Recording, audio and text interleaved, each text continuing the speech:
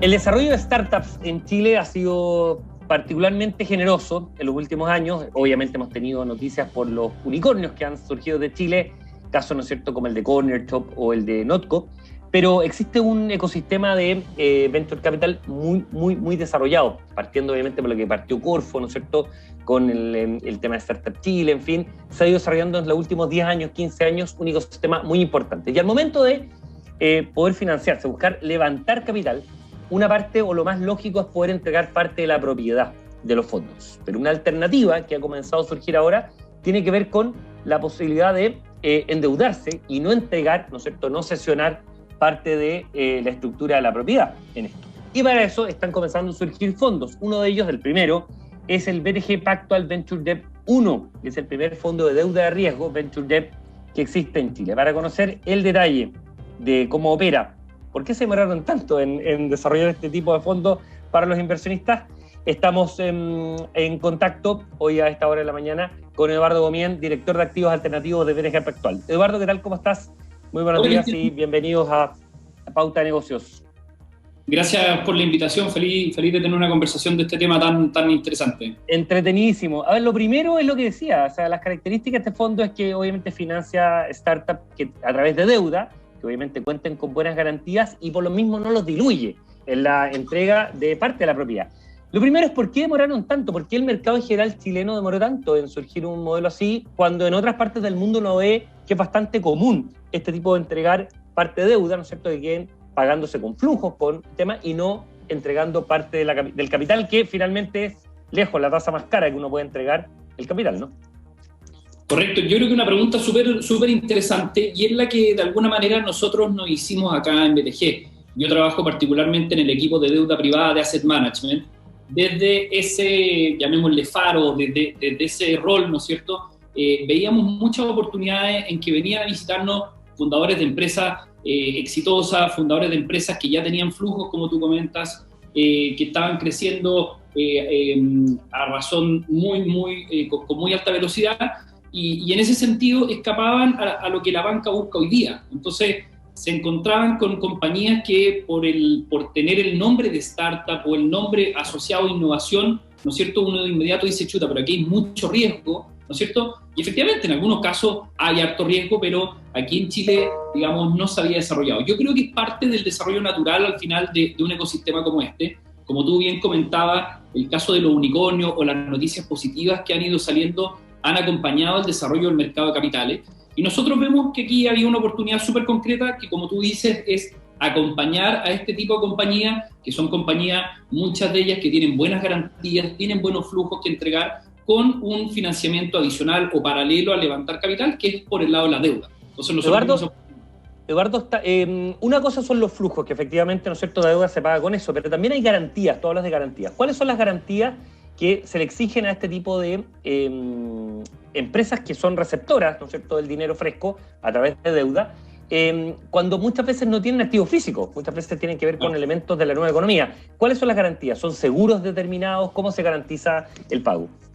Mira, yo creo que para responderte eso, lo que nosotros tuvimos en cuenta fue, aquí hay que tener la cabeza bastante abierta, ¿no es cierto?, ser bien creativo para buscar, porque efectivamente aquí cada empresa es bien distinta a otra. O sea, si estamos hablando de empresas innovadoras que están cambiando la forma de ahorrar, la forma de financiar a las pymes, de financiar a las personas, son empresas que naturalmente están reinventando cómo se hacían las cosas tradicionalmente. Entonces, en ese sentido, a nosotros nos gusta harto, por ejemplo, hablar del mundo PropTech. O sea, hoy día hay compañías que compran departamentos basados en algoritmos, ¿no es cierto?, basados en inteligencia artificial para determinar los mejores precios, las mejores ubicaciones, las ubicaciones con más rotación. Sin embargo, esas compañías compran activos reales, los mantienen dentro de su inventario, llamémosle, durante un cierto periodo y las salen a vender. Entonces, es una compañía que ahí hay un activo real, hay un activo físico, que si lo financian con el capital o con el equity, es un costo de financiamiento, como altísimo, ¿no es cierto? Entonces, compañías que tengan esa estructura, que tengan activos reales, ahí hay una garantía que es tangible, a un loan to value atractivo, es decir, el fondo por el lado de la deuda está súper bien garantizado. Si la compañía no se convierte en un unicornio, uno tiene estas buenas garantías a las cuales puede echarle mano para pagar, cumplir o servir la deuda, ¿cierto? Entonces, perfecto. Es un mundo súper interesante, el mundo de las PropTech, lo mismo en FinTech, lo mismo en software, hay distintos modelos, ¿no es cierto? Estamos hablando con Eduardo Gomien, director de activos alternativos de Betacap Pactual, por el lanzamiento del primer fondo de deuda para Venture Capital. El fondo de algún modo está estructurado, yo cuando me documentaba, una suerte como fondo E. ¿En qué sentido? Lo quiero explicar. En que por un lado está toda la parte de deuda, ¿no es cierto? Pero igual si al activo, si a la startup le va extraordinariamente bien, algo, ¿no es cierto?, de rentabilidad por el equity tiene de este beneficio, ¿no es cierto? ¿Cómo está estructurado? ¿De qué manera? Hay un premio también para quien pone deuda, quien, ¿no es cierto?, pone el dinero para la deuda en caso que a la empresa le vaya extraordinariamente bien en materia de crecimiento. Es una súper buena pregunta. Ahí nosotros lo que hicimos fue apalancarnos bastante, no solo en la experiencia de Venture Debt en Estados Unidos. En Estados Unidos es un mercado súper profundo, hay un sinnúmero de fondos de Venture Debt, hay bancos, incluso Silicon Valley Bank se dedica desde hace varias décadas a hacer un excelente negocio de prestar y financiar a este tipo de compañías.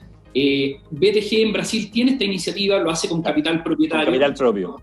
Exacto, con capital propio del banco, y aquí lo que hicimos fue abrirlo a clientes. Entonces, la gran gracia de esto, pensemos, muchas de estas startups lo que hacen, tienen una hipótesis, ¿no es cierto? La hipótesis puede ser que yo logro hacer una mejor evaluación de riesgo de las personas o de las pymes, o logro canalizar el capital más rápido, etcétera. Para probar esa hipótesis necesitan recursos, que era lo que hablábamos antes. Pueden usar equity, que es carísimo, o pueden financiarlo vía deuda en caso de que hayan buenas garantías. Pero teniendo ese capital, lo que ocurre es que la compañía se revaloriza, porque logra ir probando su hipótesis y decir, oye, ¿se acuerdan que yo decía que sabía entender mejor a la pyme, llegar mejor, más rápido? Bueno, ahora lo puedo demostrar con números gracias a este financiamiento que tengo. Y por lo tanto, hace sentido, dada esa revalorización que obtiene la compañía vía este capital disponible como deuda, ¿no es cierto?, que quien financió por el lado de la deuda también tenga opciones de participar en el equity. Y eso es lo que nosotros llamamos los equity kickers,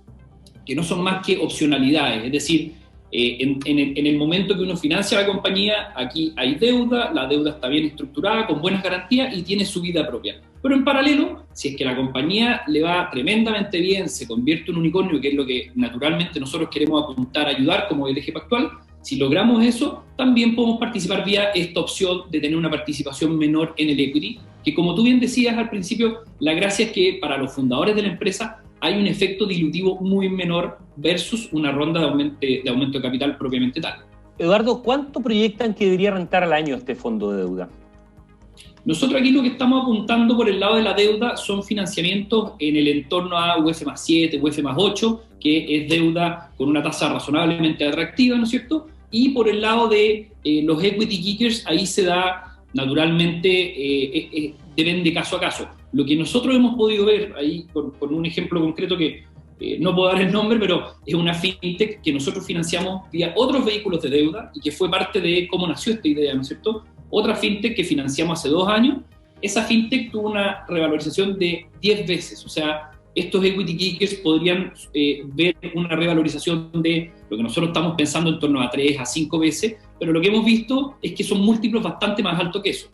Ese UF más 7, más 8, que es una opción de rentabilidad muy, muy atractiva para un inversionista, por ejemplo, ¿no es cierto? Lo que actualmente obtiene en un fondo puede ser UF más 1,5, más 2, más 3, en el mejor de los casos, ¿no es cierto? Eso es, como dices, relativamente seguro, porque hay activos, ¿no es cierto? Porque hay ciertos activos asegurados, por un lado, y están estas posibilidades de, ¿no es cierto?, equity kickers, que tú planteas que eventualmente pueden aumentar el tema. Ahora, ¿para quién está pensado? Porque han aportado a este fondo fundadores de un montón de startups, Zeppelin, Book, Migrante, ¿no es cierto? ¿Está pensado principalmente para institucionales o también para personas naturales? Porque este es un fondo de $30 millones, parece muy grande, pero no es un fondo tan grande. ¿Está pensado para personas de alto patrimonio? ¿Está pensado para banca privada de BTG? ¿O también es un fondo al que podría acceder una persona con cierto nivel de patrimonio? Mira, esa es una súper buena pregunta, porque yo creo que lo que tú mismo comentabas al principio. O sea, este es un segmento o un asset class súper atractivo. Hay un montón de personas que quieren ganar acceso, pero naturalmente ven un mayor riesgo asociado. Entonces, no saben bien por dónde entrar, cómo aproximarse. Es un ecosistema propiamente tal, o sea, funciona con sus propias reglas y hay que lograr romper una cierta barrera y entrar a ese mundo para conocer las oportunidades. Entonces, exacto, nosotros creemos que este es un fondo que la gracia es que permite a las personas conocer, familiarizarse, entender la operativa de distintas compañías que son las que vamos a financiar, ¿no es cierto?, vía deuda, por lo tanto, por un camino más seguro, pero, como tú bien comentabas, con el potencial de capturar upside. Entonces, ahí la gracia, en términos de a quién está dirigido, nosotros hemos visto principalmente dos públicos que les ha llamado mucho la atención. Uno del mundo de los family office, donde hay dinámicas hay family office acá en Chile tremendamente sofisticados que, sí, por supuesto. Que están muy metidos en este segmento, pero hay otros donde, por ejemplo, nos ha parecido súper interesante que hay nuevas generaciones entrando ya al día a día de estos family office, y a estas nuevas generaciones no solo les interesa, ¿no es cierto?, aportar capital, sino que quieren vincularse, quieren poder aportar, quieren poder trabajar como, en la medida que se den las oportunidades, como mentores de estas compañías, etc. Entonces, en el segmento family office hay algo súper interesante. Y otro segmento también interesante es el mundo institucional. Yo ahí le tengo harta fe, como tú bien decías, este es un fondo acotado, es un fondo pequeño, pero por eso es el uno. Aquí, en buena medida, tenemos que hacer un trabajo, una pega de evangelización, llamémosle, porque hay que convencer a la gente, hay que explicarle que si viene financiar startups es con un riesgo acotado, etc. Y en ese sentido esperamos a que esto sea una saga, que haya un fondo 2, un fondo 3, que vayan aumentando no solo su tamaño, sino también el impacto que tienen. Y en ese sentido vemos una oportunidad bien interesante en que institucionales que tienen hoy día capital puedan, ¿no es cierto?, participar de esto en lo que son oportunidades de un tremendo impacto. O sea, aquí lo que estamos hablando al final es financiar inclusión financiera para las pymes, inclusión financiera para las personas, ¿no es cierto?, el desarrollo o el acceso a financiamiento para la vivienda. O sea, hay un montón de verticales de negocio que aquí son súper positivas y que inversionistas institucionales como el mundo de los fondos de pensiones o las compañías de seguro de vida hemos visto que les está haciendo mucho sentido. Hay cierta inversión con propósito que opera de manera colateral, ciertamente en esto. Estamos hablando con Eduardo Gomien, director de activos alternativos de BTG Pactual. Entre los aportantes como de estos 30 millones de dólares en total que ustedes pretenden levantar, o que ya levantaron, están, ¿no es cierto?, los fundadores de Zeppelin, de Book, de Migrante, varias empresas o startups bien exitosas en Chile. Ellos también operan en el proceso de selección de estos 8, 10, 12 proyectos de startups, o es finalmente BTG Pactual, la administración del fondo, el que elige los activos los cuales presta plata. Buen punto. Mira, en relación a eso, los fundadores que están apoyando esta iniciativa no van a participar en el comité de selección, ni mucho menos. BTG aquí lo que armó fue un equipo de inversión en el que está integrado Fernando Mazú, por ejemplo, que es el presidente del banco, Juan Guillermo Agüero, que es el country head, Hernán Martín, que es el CEO de Asset Management. Todos ellos están en el comité de inversiones de alguna manera para dar la señal de que este es un fondo de deuda. Fernando Mazú, porque tengo una tremenda admiración y una persona muy innovadora, créeme que no vamos a ser capaces de decirle, oye, mira, la oportunidad es súper buena, la deuda no sabemos cómo se va a pagar, pero es súper buena. Cero chance, o sea, Fernando no hay cierto filtro, obviamente, y lo corresponde. Y lo que sí creo que es interesante por el lado de los founders, porque de alguna manera esta es una idea que, dado que va al mundo de startups, decidimos pivotear similar a como lo hacen las startups. O sea, en lugar de crearla en un laboratorio, que se nos ocurriera a nosotros, se nos prendiera la ampolleta, llevamos varios meses conversando e interactuando con varios de ellos. Yo lo que encuentro más notable de Nico de Camino, de Seba Kreis de Zeppelin, de Diego Fleischmann de Migrante, de Jaime Arrieta de Book y tantos otros con los que hemos podido iterar, es que ellos de alguna manera aquí no se la están jugando por el retorno, que es súper atractivo, sino que están diciendo, ¿sabéis qué? Yo cuando partí mi startup, si hubiera existido un fondo de estas características, me habría hecho la pega mucho más fácil. Claro, un tema de trazar camino, efectivamente. Exactamente. Entonces, de alguna manera, hay un factor de devolverle la mano a las nuevas startups, a quienes vienen a continuación, para aportar con el granito de arena de ellos, el nuestro como banco de inversión, más desde el mundo tradicional, pero canalizando capital, ¿no es cierto?, este tipo de iniciativas. Entonces, yo creo que ahí hay algo bien especial y que creo que es súper positivo que founders de lo que hoy día son startups exitosas aporten, devuelvan la mano y estén atentos y pendientes a eso. Eduardo, última pregunta. ¿Ustedes ya levantaron los 30 millones de dólares? Y segundo, pero muy corto, y segundo, si ya lo levantaron parte importante, si ya han ingresado, digamos, con aportes de capital a ciertas empresas. Ya, no hemos cerrado el proceso de roadshow, lo estamos terminando ahora durante enero, tenemos buena parte del capital comprometido, 80-90% de lo que apuntábamos a levantar, y está ocurriendo en paralelo. De hecho, hoy día tenemos el primer comité de inversión del fondo para revisar de manera preliminar las primeras oportunidades. Comenzar a seleccionar. Exactamente.